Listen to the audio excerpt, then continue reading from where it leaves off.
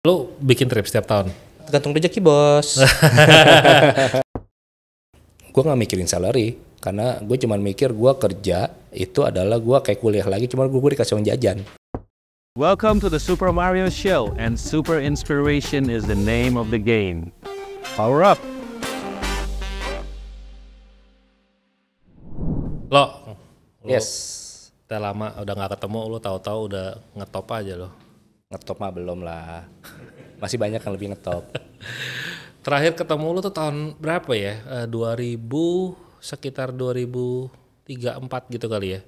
Habis lulus kan udah Ya, nggak pernah ketemu kan ya kita ya. besok kan kita bye-bye. Terus kalau nggak salah terakhir kali kita ketemu tuh pas lu udah mulai fokus foto di arsitektur. Yang gue ingat kita pertama kali ketemu foto tuh pas Indobuild Tech, lu lagi fotoin buat Tako. Kalau nggak salah. Pameran waktu itu Lagi ya. pameran. Oh iya benar-benar pas pameran ketemu benar-benar. Buat ada Iyo nih. Yes. Lu tuh dulu abis lulus lu ngapain ya sebenarnya? Abis lulus arsitek lu kemana sih? Waktu gue habis lulus itu di 2004-an, gue langsung kerja. Oh Kerja oke. di TWS Patoni, TWS and Partners. Lah, gue baru motret buat Pato nih kemarin Oh ya? di Bali. Oke, Oke. kayak itu mantan bos gue. Oh oke. Jadi dulu gue kerja sama dia roughly kalau gue nggak salah ingat sekitar 1,5 tahun. Hmm. Nah habis 1,5 tahun, habis itu gue mulai sendiri.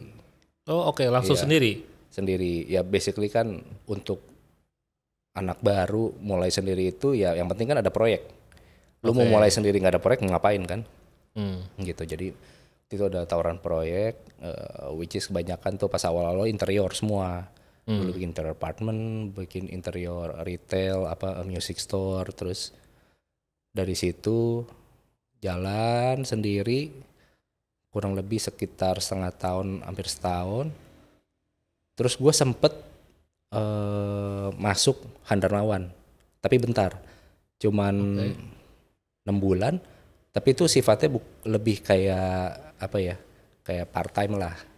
Oke. Gitu. Jadi ceritanya waktu itu gue ada klien gue habis meeting segala macem, gue dikenalin sama dia. Jadi klien gue ini pakai gue sama pakai dia juga. Hmm. Ketemuan nih, ntar gue kenalin gini, yaudah kita ngobrol. Kita baru kenal lah gue tuh sama si Pahan. Oke. Nah habis itu ya lanjut cerita, kita jadi ngobrol-ngobrol. Si Pahan bilang, ayo bantu aja gue di sini. Nah waktu itu kan gue juga baru mulai, karena baru mulai proyek masih sedikit. Ya udahlah, lumayan kan. Jadi ya udah gue kerja lagi, tapi ya seminggu 2 kali 3 kali lah datang. Datang kantor. Gitu. Jadi kayak part time lah. Oke. Sampai 6 bulan waktu itu kita ya di 1-2 project doang. Udah selesai ya udah gue jalan sendiri lagi sampai sekarang. Oh oke. Gitu. Jadi berarti udah sendirinya udah berapa tahun tuh? Udah 18 tahun gitu? Kalau dihitung dari 2004 ya? 2004 kan kerja 1,5 tahun, 2006 lah gue mulai kurang lebih. 2006 ya? Heeh.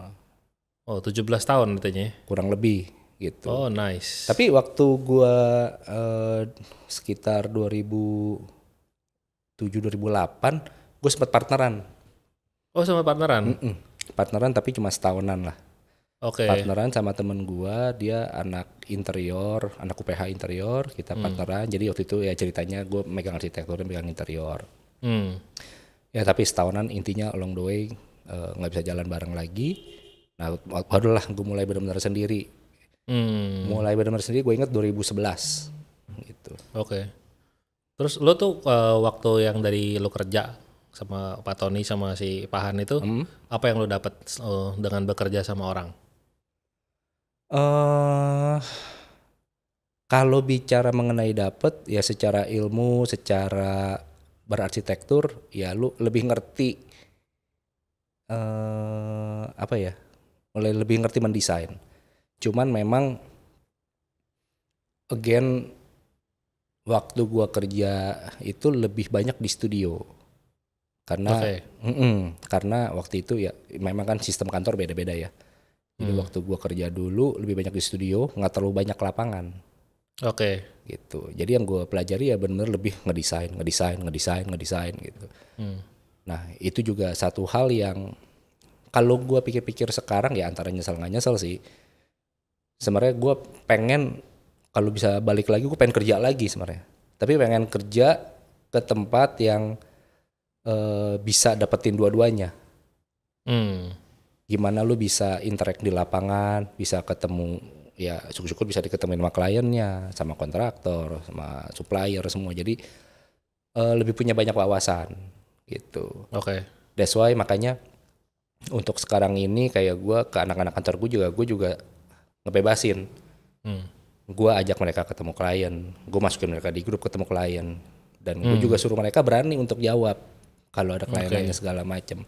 Karena gue belajar dari dulu, gue tuh nggak punya ilmu itu. Nah itu yang gue harapin ke depannya, yang kerja sama gue juga bisa lebih berani, punya ilmu bisa lebih banyak lah. Itu aja sih yang dulu gue merasa kurang gitu. Lo nggak takut lo punya klien diambil sama tim lo? Kan biasanya kan biro standarnya gitu kan ya, maksudnya kita ya sama klien pasti dikasih jarak supaya ya nggak terjadi hal tertentu ya. Kalau lo gimana tuh pemikiran lo? Gue sih berpikir satu ya, gue cuma yakin bahwa setiap orang tuh punya integritas masing-masing. Kalau lu start dengan cara seperti itu, ya lu mana bisa ini sih, maksudnya jalan lu mana bisa mulus sih ke depan karena lu startnya udah salah. Gitu. Tapi kalau lu startnya bener, ya lu pasti ke depannya juga mulus. Maksud gue, ya itu kan karakter orang masing-masing. Kalau lu misalnya lu makan proyek kantor lu sendiri, itu ya lu ambil, ya kita kan sebagai yang diambil, kita nggak bisa apa-apa juga kan. Ya memang kliennya mau ngambil ke staff gue, ya udah. Berarti gue tahu klien gue kayak gitu, dan gue berarti tahu tim gue kayak begitu. Ya udah, it's okay, nggak apa-apa. Gue sih nggak perlu takut. Karena kan rezeki bukan dari ini, dari atas. Integrity ya kata kuncinya ya. Iyalah, gue cukup yakin tim gue pasti punya. Nice. Terus kalau pas lo kerja sama partneran tuh, sama orang interior lo, apa yang lo dapat dari situ? Ya make sure satu visi. Itu aja. Kalau misalnya nggak satu visi, ya bubar jalan. Gitu. Nah, waktu mau join emang satu visi? Awal mula waktu join, sebenarnya kita mulai dari collab. Gitu. Jadi gue ada proyek nih, kita collab bareng yuk. Oke, collab. Satu proyek, dua proyek, yuk bikin yuk gini-gini. Jadi semua tuh pasti berawal dari proyek. Gitu. Tapi kan makin jalan, kita bisa ngelihat nih orang, partner kita ini sejalan apa enggak, gitu. Nah kalau misalnya sejalan, ya pasti sampai sekarang pun masih jalan. Tapi kalau memang udah nggak sejalan, ya nanti off record nanti gue ceritain kenapa. Yeah. Sekarang aja lah. Project lo apa aja sekarang lo yang lo kerjain biasanya? Project gue kan arsitektur interior, jadi memang gue ada dua itu. Kalau secara komposisi sih masih 50-50 lah. Jadi kalau interior gue banyak di office, retail sebenarnya ada tapi nggak banyak. Kalau arsitektur ya lebih ke rumah tinggal, komersial ada juga tapi nggak banyak. Lebih banyak di rumah tinggal. Lo ada minimum ini nggak? Skala berapa meter baru lo ambil gitu? Enggak lah. Nggak ambil semua? Iya, maksud gue setiap proyek kan pasti punya challenge masing-masing ya. Lu mau tanah kecil, mau tanah besar pasti punya challenge masing-masing. Gua rasa itu kan jadi sesuatu yang menyegarkan. Kalau lu mau yang gede terus yang lama-lama juga jenuh. Jadi benchmark lo adalah tantangannya artinya? Enggak, kalau gue sebenarnya lebih benchmark gue adalah satu, bisa ngejawab kebutuhan klien. Gue tuh suka kalau misalnya gue bisa add value ke klien. Misalnya kayak gue ngomong, oh nanti kalau rumah, nanti gue bakal bikin kayak gini. Nanti gue akan bikin kayak gini. Oh iya ya bener juga, gak kepikiran tuh saya. Nah gue tuh suka tuh. Kayak bikin sesuatu yang jadi klien pun kayak ada added value gitu. Oke. Kalau yang menurut lo gak bisa jawab itu kayak apa? Kalau isu dari project atau owner itu sebenarnya sih harusnya sih nggak ada ya. Karena basically kan dalam berarsitektur gitu yang owner minta kan semuanya maksudnya bukan sesuatu yang sulit dan nggak bisa dijawab. Gitu. Lo pernah dapat klien yang paling unik macam mana? Yang sampai akhirnya lo tolak mungkin? Waduh ini nggak bisa nih gue nih, kok requestnya agak gimana gitu. Pernah nggak? Kalau request yang aneh-aneh sih enggak. Tapi yang pernah gue nggak lanjut ada, itu klien yang pelin-pelan. Oke. Gila, apa kayak ada satu klien yang ngebahas layout aja 2 bulan 3 bulan berubah mulu. Even berubahnya tuh kayak hal yang konyol. Kayak contoh yang kasus ini, dia kan rumah di Bogor, dia kaflingnya ada 5 kafling gabung, 3 sama 2 di belakang. Dia mau buat nentuin mau pakai kaflingnya berapa aja berubah mulu. Pertama ya mau sih ada kafling nih gini, oh ini 5 kafling gabung. Oke, udah mulai desain. Aduh, kok kayaknya kegedean ya. Aduh, saya rumahnya kegedean nih. Kita bikin 4 kafling aja deh. Yang ininya kita nggak pakai, nanti saya simpan aja. Oh, ini pasti Pak ya gini, jangan berubah lagi. Oke, kita desain lagi. Terus berubah lagi jadi 3 kafling. Gue bilang nih lu mau ngetes Sabaran. Enggak, bukan. Lu pengen kayak setiap opsi kafling punya denahnya apa gimana nih? Oh, oke. Lu pengen kayak 5 kafling kayak gini, 4 kafling kayak gini, 3 kafling kayak gini, 2 kafling kayak gini. Lu mau ngetes. Wah, gua nggak sabar nih, nggak bisa. Ini maksudnya pelin-pelannya parah. Oke. Emang lo kalau gitu nggak ada ini ya? Maksud gua kan kalau dia dari 5 kafling ganti jadi 4 kafling, 3 kafling dan lain-lain aja kan itu lu kan kayak udah kerja baru kan? Lu nggak perhitungin ke dia tuh?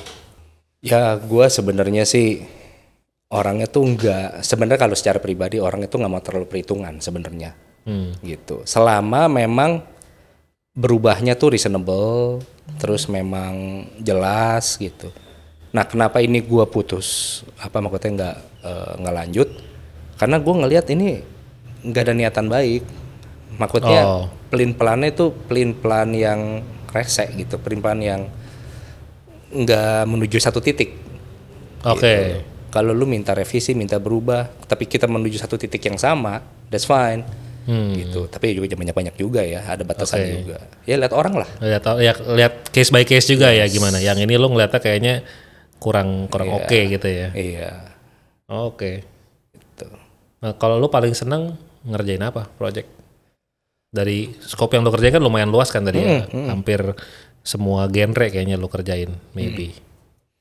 Ya kalau misalnya kita bicara mengenai arsitektur, ya mungkin rumah tinggal mungkin seru ya. Tapi kan lama. Tetap menarik. Lama udah lebih bisa nerima sih ya, karena udah tahu kita kan udah jalanin bertahun-tahun bahwa ya rumah tinggal waktunya segini udah kebayang lah. Tapi tetap pas kita ngedesain kan pasti punya enjoyment tersendiri. Tetaplah rumah tinggal itu menarik. Gitu. Kalau interior, desain office itu paling seru sebenarnya. Lu senengnya kantor kenapa? Ya kalau buat gua kantor itu kalau bicara soal speed lebih cepet ya, karena kan mereka mau pakai. Kayaknya lebih senang aja proyeknya lebih runningnya nggak terlalu bertele-tele.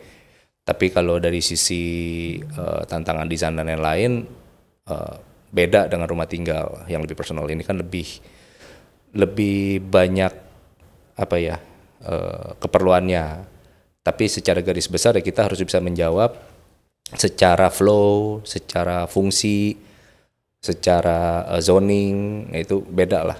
Setahu gua kan kalau kantor tuh sekitar 3-4 bulan juga udah harus jadi biasanya kan.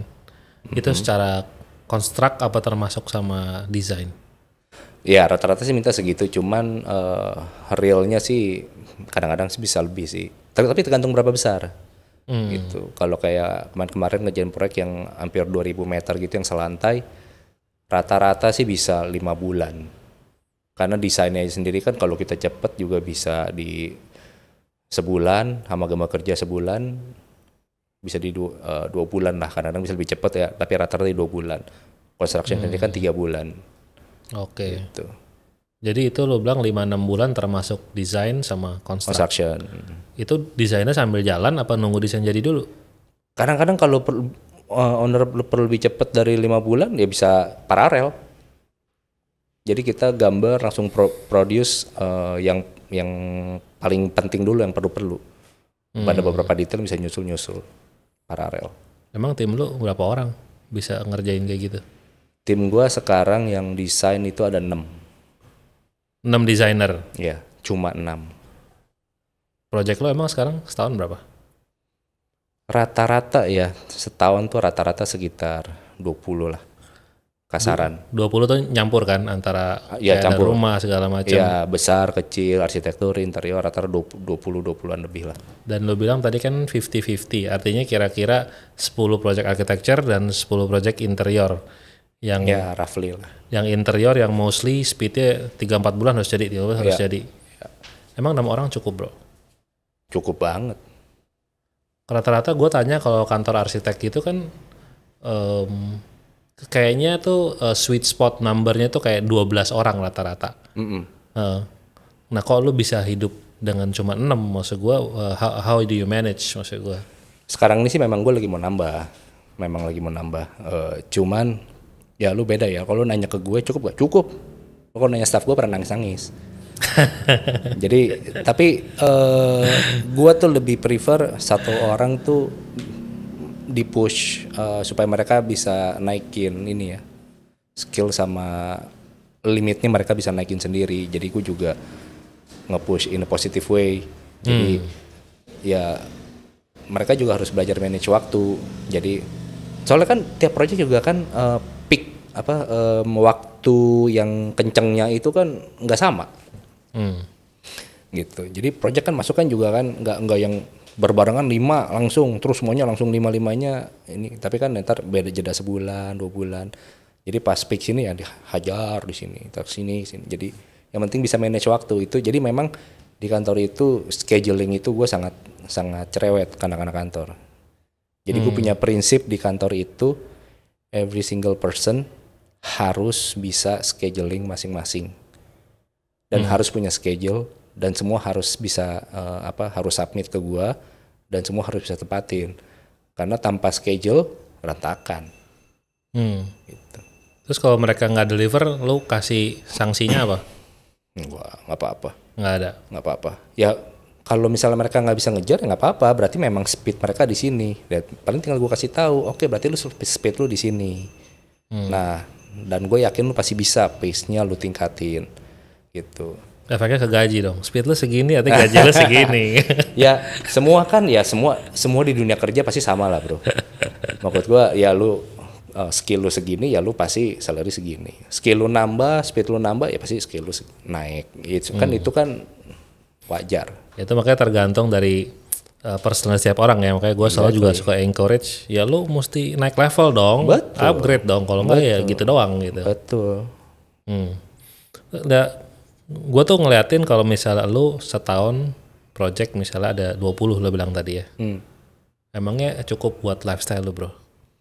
Saya tuh hidup sederhana pak. Masa sih lu tadi mobil gue liatin? Kamu tanya istri saya tuh makan di rumah nasi sama kangkung doang. Kalau nggak nasi sama toge cai ikan asin, udah itu doang. Kalau di luar? Di luar itu istri saya pak. Maafkan istriku.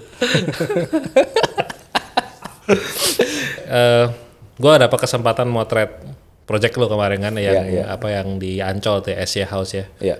Menurut gue soalnya menarik. Kita browse through dulu ya, kita lihat sekilas projectnya kayak mana. Bagus sih fotonya nih. Yes. Beli. Keren nih. Menurut gue sederhana. Apa ya? Ya gue kan motret rumah udah lumayan banyak ya, paling lumayan banyak. Gue motret macam-macam. Ya menurut gue project ini menurut salah satu yang rada beda secara feelingnya beda, sirkulasi ya sedikit berbeda gitu. Nah maksud gue mau tahu Nomor rekening berapa? nomor rekening. free marketing. Kliennya soalnya juga bilang bagus. Waktu gue sini gue dengar dia ngomong, dia lagi teleponan gitu. Temannya datang ngobrol di lantai 2, gue lagi motret kan, ngomongin apa nih, kayak menarik nih. Gue pura-pura sibuk gitu, gue diam di tempat gitu kan. Dia bilang ini sama si Marcelo, bagus dia tuh katanya. Gitu. Yes, oke. Nomor rekening Oke, lo bisa ceritain gak nih kira-kira what's the story behind this project ya? Ini tampak depannya macam gini nih. Waktu gue pikir apa nih bikinnya begini nih? Ya, so basically yang kita cover dengan second skin itu adalah service area. Jadi memang waktu itu kita bahas sama owner mau dipisah antara service sama private. Jadi service itu kita bikin kayak masa sendiri.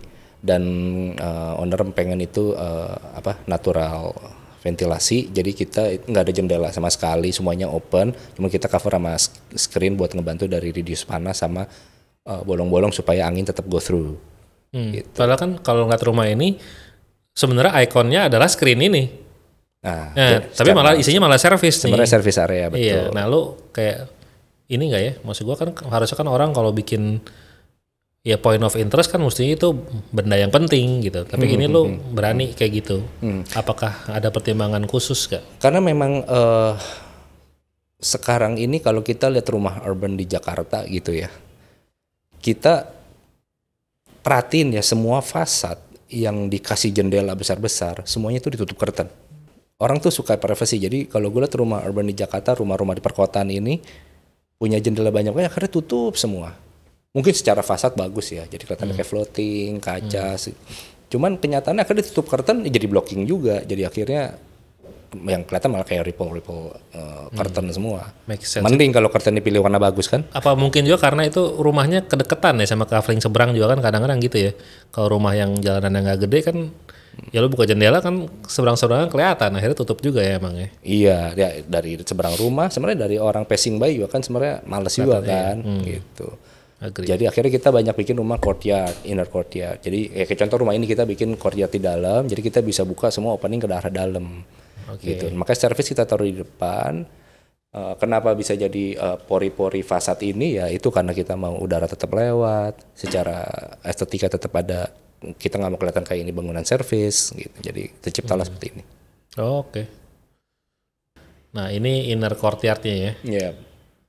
Nah ini inner courtyardnya gue juga ingat waktu gue foto ini nih, ini kan daerah Ancol ya, lumayan panas nih. Terus lo kasih bukaan gelas segitu banyak, lo dan gelasnya kan lumayan gede-gede tuh, lo berani juga tuh. Lo maksud gue pemikiran lo apa kalau lo berani? Ya memang sih sebenarnya sih berharap dengan ada overstack itu bisa ngebantu. Which is kenyataannya memang agak panas juga sih di sini. Gitu. Cuman memang pilihannya karena kita ini satu-satunya view ke dalam, ya kita pengen buka semaksimal mungkin.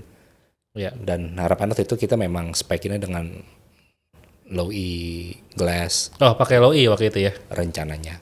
Oh rencananya. Kenyataannya. Pak kontraktor gimana nih? Pak kontraktor ada di sini soalnya. Pakai ya yang atas. Ya. Oh yang lantai 2? Lantai 2 itu pakai. Oh 2 pakai. Yang satu?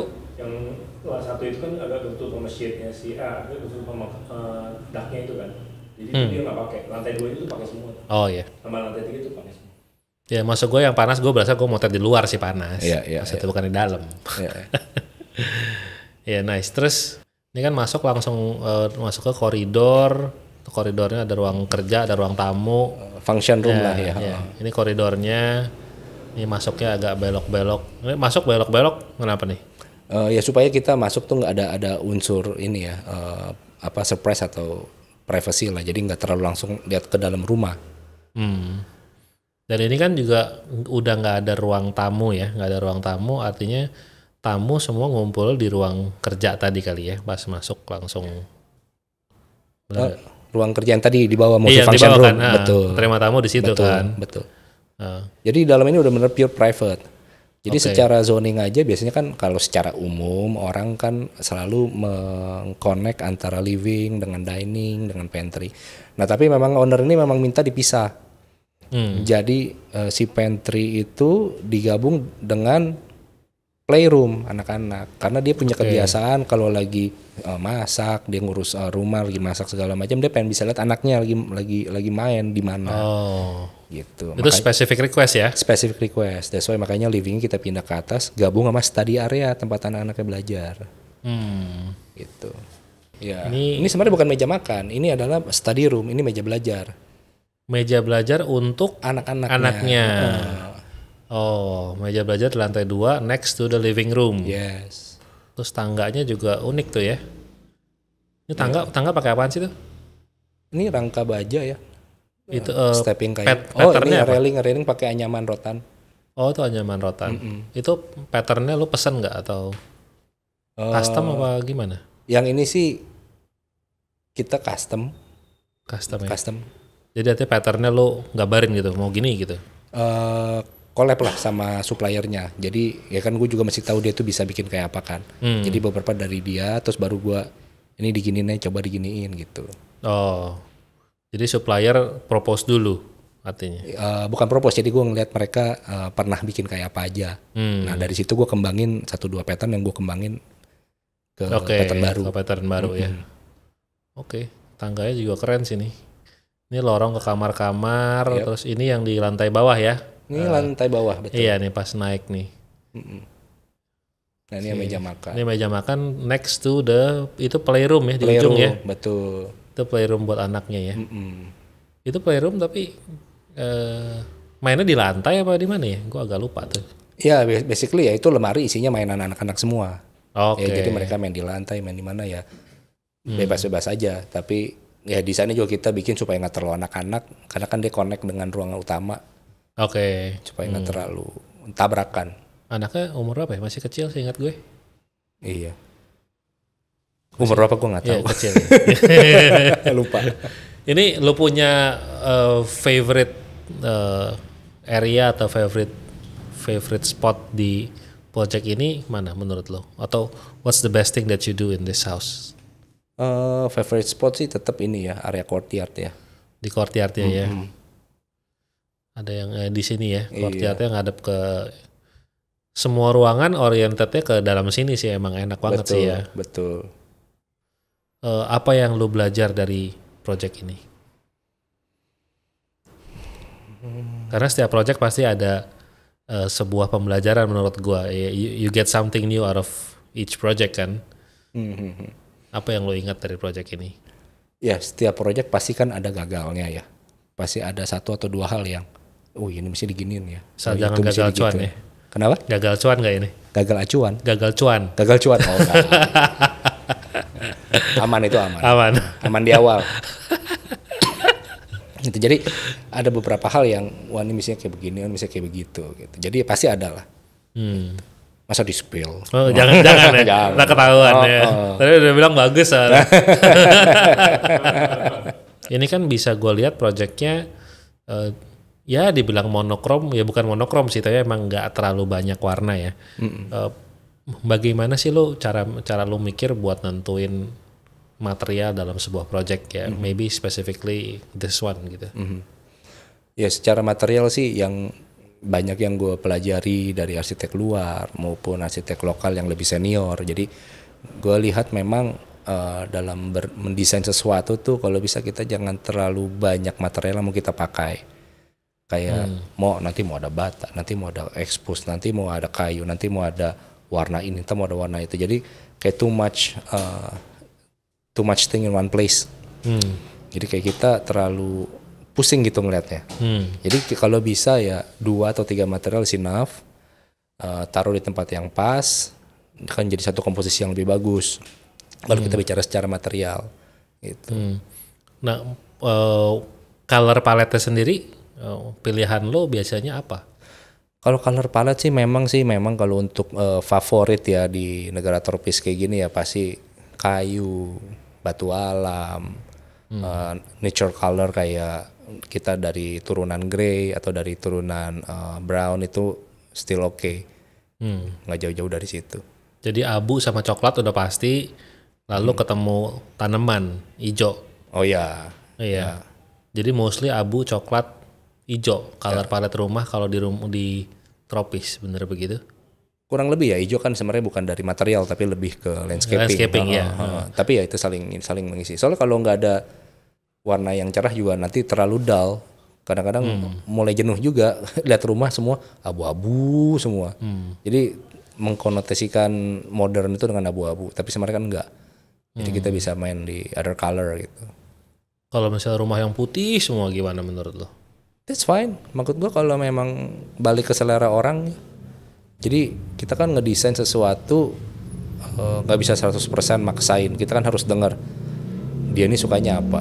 Ya kalau dia memang nggak suka concrete style, ya kita nggak bisa kita paksain juga kan. Toh yang kita desain, construction segala macam proses tahun 2 tahun kita lihat, habis itu kita juga belum tentu ngeliat lagi. Sedangkan dia kan tiap hari. Gitu. Kalau memang sukanya White House, ya it's okay. Asal kita kasih ini aja penjelasan komposisinya jangan all white, nanti kita campur dengan yang lain biar ada harmonisnya. I think still fine. Lo suka ngelawan nggak kalau ada owner minta apa gitu, terus lo nggak mau? Iya, gue ngelawannya dalam tahapan kasih suggestion. Jadi tapi bukan yang ngotot. Kecuali memang parah banget, gue akan ngotot. Jangan ini jelek, ini nggak bisa, jangan ini. Gitu. Tapi kan kalau kayak gitu mungkin kalau lo mengalah kan artinya ada idealism yang tidak terdeliver sebenarnya ya. Kan desainer kan juga punya idealism, gue begini.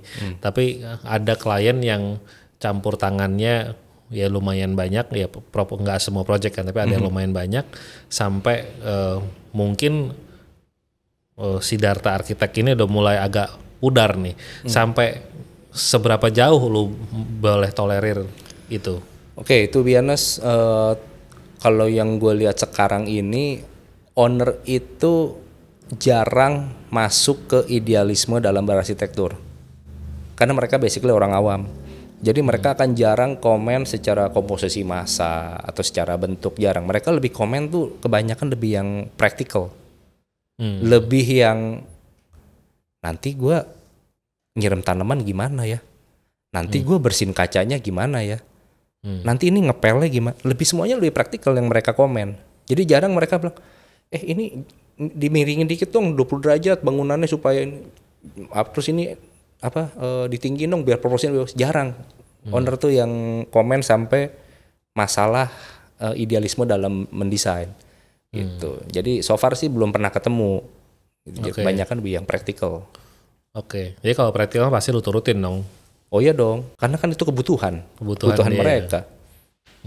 Dan biasanya yang praktikal yang mereka minta yang make sense semua. Gitu kan lucu aja kayak kita bikin sesuatu yang nggak bisa nggak bisa maintenance, yang susah, yang akhirnya jadi problem terus. Kan kasihan nanti mereka tinggal bertahun-tahun, mereka harus deal with the same problem kan. Kitanya sedang udah bye-bye. Iya, lu nya nggak tinggal situ kan? Iya. Kasihan dong. Nah kalau misalnya klien lo ya minta itu loh ya, maksudnya lu jangan gini dong soalnya gini. Tapi kan yang turun untuk ngurusin project kan belum tentu semuanya lo kan.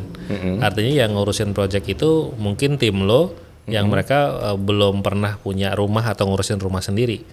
Otomatis pasti kan approach mereka juga beda ya. Betul. Ya, nah betul. Itu lo gimana lo iniin tuh solve the problem? Iya memang sih so far sekarang masih lebih banyak gue yang in charge di lapangan. Oke, 20 project lo in charge? Hampir. Ada beberapa yang udah gue mulai lepas ke tim. Cuman ya kalau ada yang miss ya it's okay lah. Maksud gue kan ya I understand kalau mereka juga mungkin jam terbang di lapangannya belum sebanyak gue, tapi pelan-pelan ya udah ngerti kan sekarang kenapa gue minta gini. Ngerti kan kenapa ini harus begini? Ya mereka ya udah memang akhirnya mau nggak mau belajar dari learn by doing. Ya harus dimengerti lah.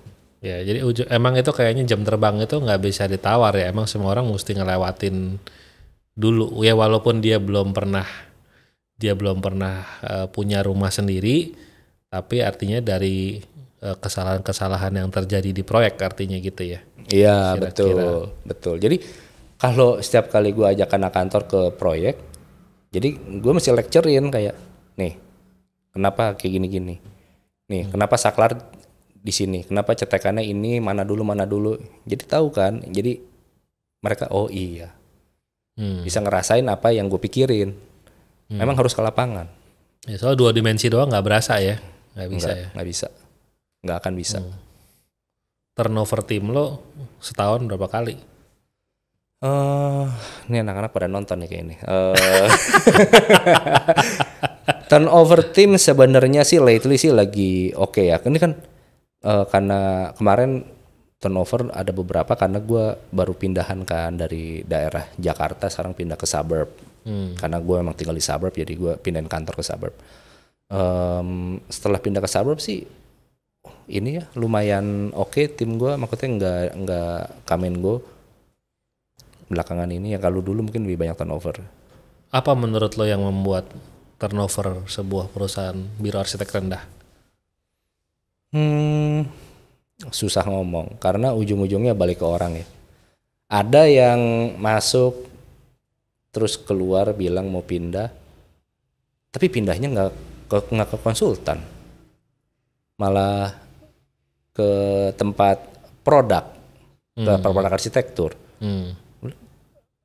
Jadi gue meragukan lu sebenarnya apa yang lu cari. Oke. Gitu kan. Mungkin lagi mencari jati diri juga kali ya.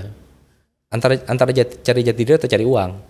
Maksudnya memang enggak, bukan, maksud gue memang tujuannya memang untuk karir lebih ke stability, bukan, karena kan ada orang yang memang kerja memang untuk cari stabilitas, ada orang yang kerja untuk cari pengalaman. Ya. Lah kayak gue dulu kerja, gue nggak mikirin salary, karena gue cuma mikir gue kerja itu adalah gue kayak kuliah lagi, cuma gue dikasih uang jajan, gitu. Jadi gue nggak perlu minta orang tua, gue dapat uang jajan. Yang penting gue bisa makan, gue bisa ini.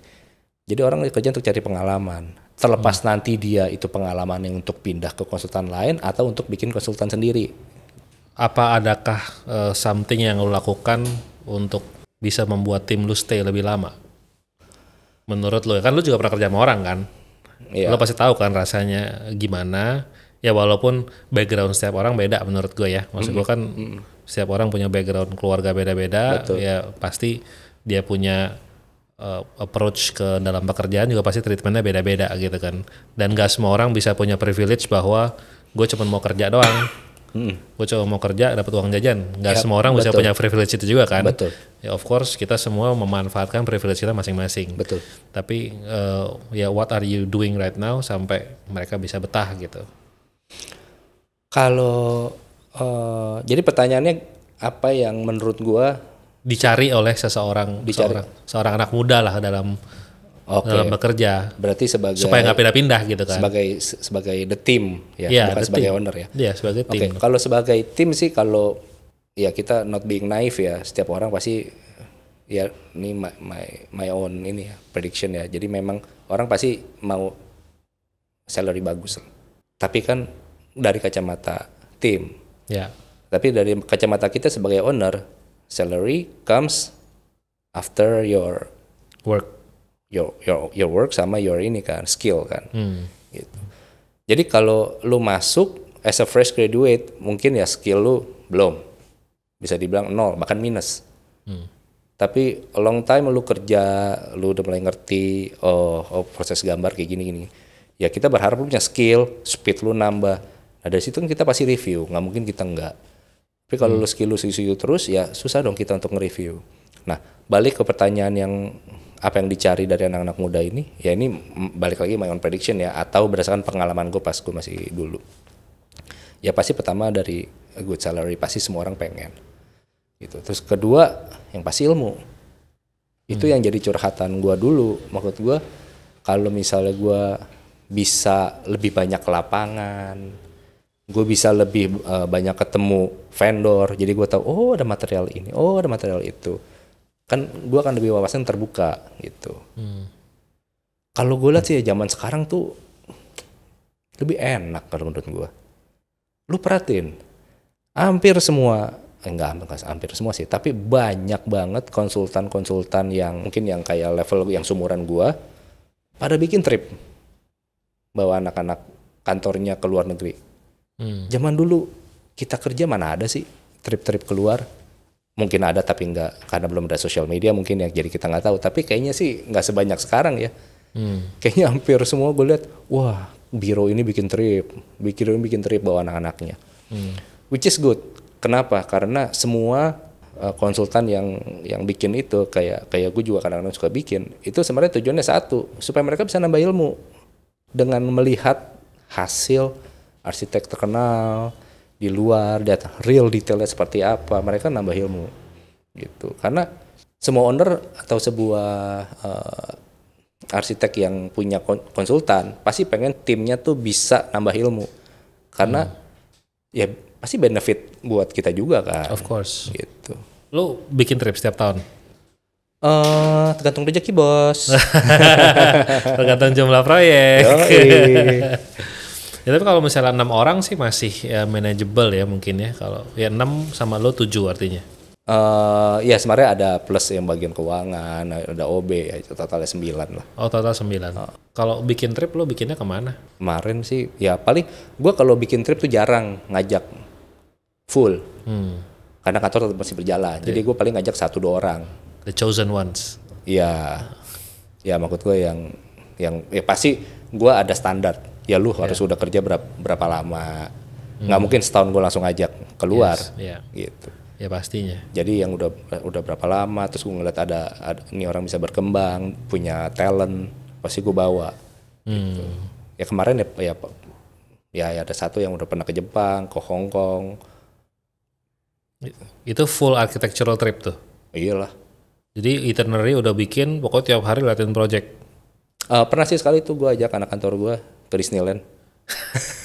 Seriusan? Wah, udah trip arsitektur bosan ke Disneyland nih, ayo. Ya ini mah ikut-ikut aja, ayo Disneyland kita berdua. Yang kalau tempat buat architectural trip yang paling menarik menurut lo kemana? Semua negara pasti ada, tapi so far memang Jepang itu tetap ini fascinating sih buat gue. Karena kiblat lo buat desain juga Jepang gitu. Ya, kalau kiblat sih sebenarnya banyak ya, kayak Singapura juga bisa dibilang kan satu negara yang dengan iklim yang sama, dengan desain yang lumayan cocok dengan kita kan, dan banyak juga arsitek-arsitek luar yang bagus. Cuman masalahnya bangunan public building yang bisa kita akses untuk arsitektur trip itu kan nggak semua negara banyak gitu. Banyak kan yang bagus-bagus kan private house itu nggak bisa dilihat, susah. Gitu. Jadi so far ya Jepang memang banyak sih public building yang bisa dilihat. Gitu. Even public toilet aja bagus.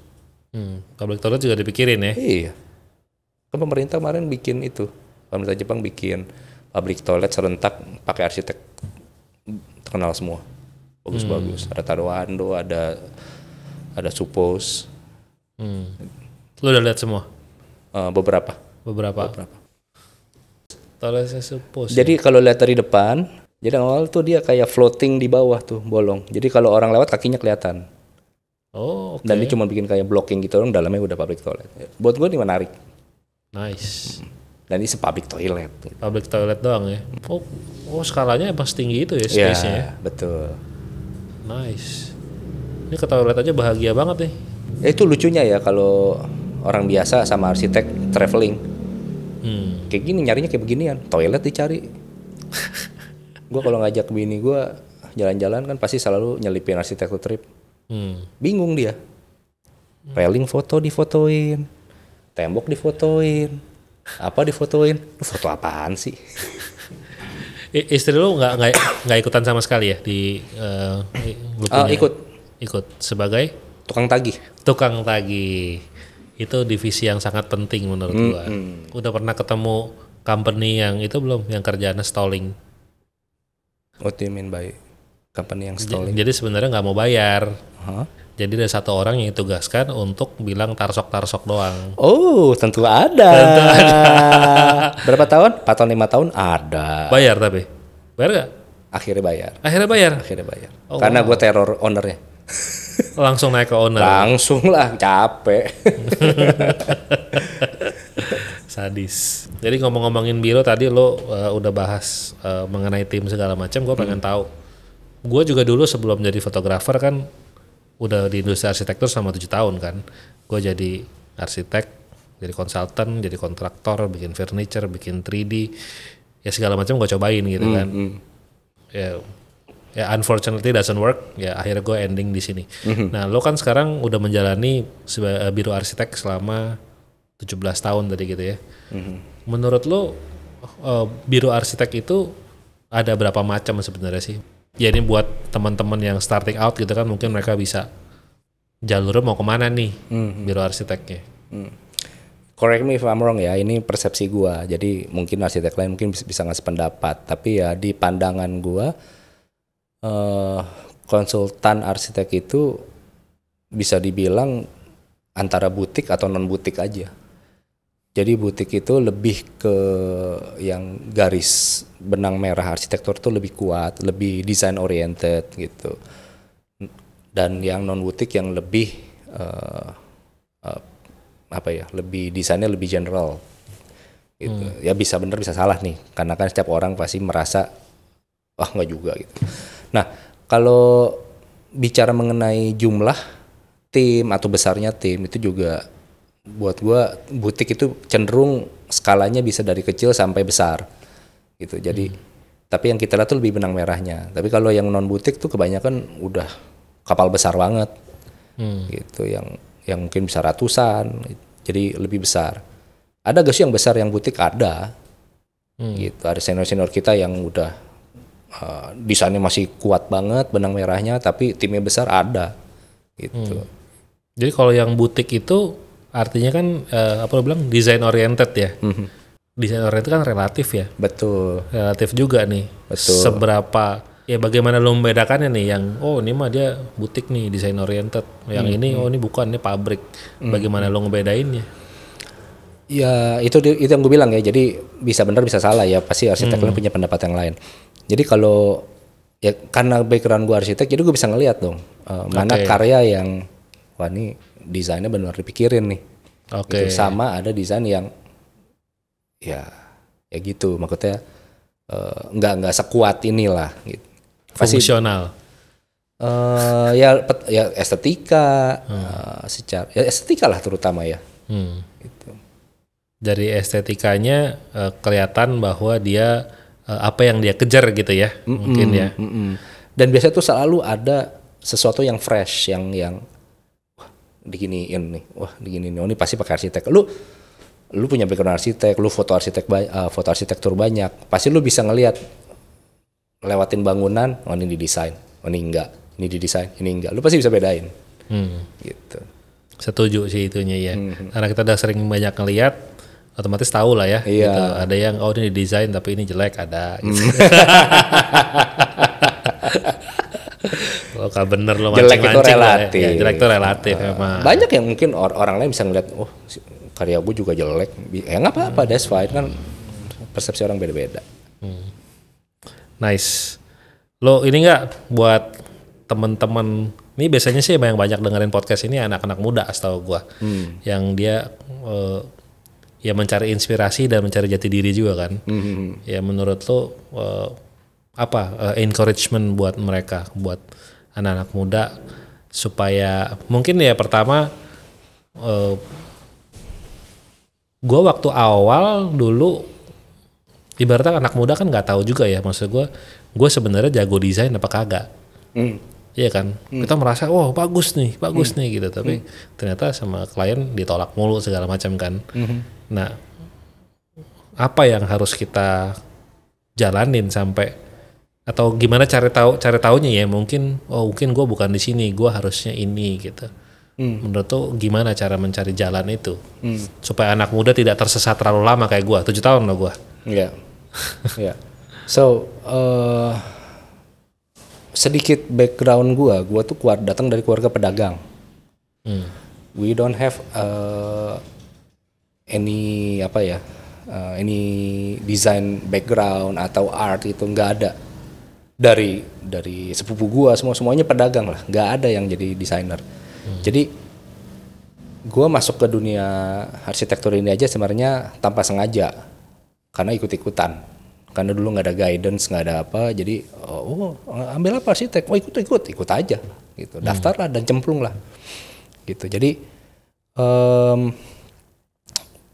untuk jadi arsitek nggak perlu terlalu musingin kayak desain gue bagus gak ya, gue sebenarnya mampu gak ya jadi arsitek, nggak perlu, karena sejalannya waktu lu pasti keasah. Kayak gue nggak ada background sama sekali, lama-lama keasah. Yang penting kan lu perseverance, lu coba terus, banyak ngeliat buku, ngeliat karya. Ada kan banyak tuh arsitek sekarang suka open house, datanglah lihat. Itu banyak belajar, kenapa dibikin gini, proporsinya gini ya, belajar. Mungkin semua arsitek pas awal-awal datang ke sebuah proyek arsitektur mau luar negeri maupun lokal pasti nggak ngerti karena pasti cuma foto. Lambat laun lu pasti ngerti apa yang lu cari. Oh ini yang bikin beda. Oh udah mulai fotonya lebih ke detail. Udah kalau dulu kan lebih kayak wah. Kalau sekarang lebih ke detail gitu. Itu namanya keasah sejalannya waktu gitu. Jadi jangan terlalu pusingin gue berbakat apa enggak. Ya penting lu coba terus. Kalau lu nggak coba lu nggak tahu seberapa bisa lu push diri lu sendiri gitu. Kalau lu udah keburu, aduh kayaknya gue nggak ada bakat nih. Ya udah lu akan berhenti di situ gitu. Ya kayak gue mah nggak ada bakat apa-apa. Gue nggak bisa. Apalagi zaman dulu kan, lu ambil arsitek bisa gambar? Enggak. Apa lebih parah lagi dulu orang kalau nanya, lu arsitek bisa matematika? Hah, emang arsitek bukan matematika? Nah jadi intinya adalah perseverance, lu harus kejar terus gitu. Nah sejalannya waktu lu kejar, mungkin at one point lu bisa tahu bahwa lu tuh di jalur ini apa enggak gitu. Yang penting perseverance, jangan baru nyoba aduh pindah, nyoba aduh pindah, jadi kayak nggak gigih gitu. Akhirnya lu jadi lu nggak bakal ketemu sebenarnya apa yang lu mau. Berapa lama harus nyobanya menurut lo yang wajar, yang nggak dibilang dikit-dikit pindah gitu kan? Tiap orang beda-beda. Jadi nggak bisa ada kayak patokan bahwa oh lu minimal 5 tahun harus nyoba, enggak. Jadi ada orang yang ketemunya mungkin 7 tahun, 8 tahun kerja. Banyak yang nyobanya lama baru tahu gitu. Even kita tahu kan behind story-nya kayak Tadowando, bukan background arsitek. Nggak ada patokan waktu, yang penting lu punya kegigihan. Yang penting lu punya ketetapan hati, gue mau jadi arsitek, ya lu harus coba terus gitu. Jadi pesan gue tuh buat kalau anak muda nih yang baru lulus mau cari kerja, ya cari konsultan yang yang lu pilih baik-baik gitu. Cari yang memang, oh gue lihat arsitek ini, wah kayaknya cocok nih, gue suka kayak gini. Kan arsitek macam-macam stylenya gitu. Nah terus kalau bisa pas lagi kerja itu ya gali ilmu sedalam-dalamnya, jangan pasif. Cari mau tahu gitu. Jangan cuman diam, disuruh apa ya bikin, tapi nggak ada keinginan untuk cari tahu lebih dalam.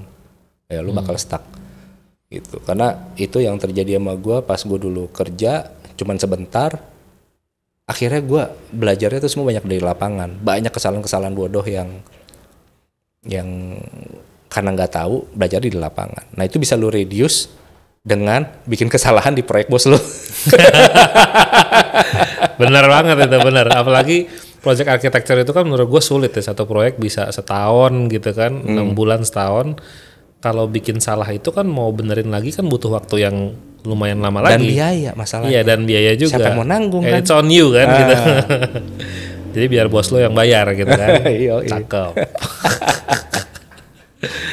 Tuh ingat teman-teman ya, pakai biaya bos lo buat bikin kesalahan.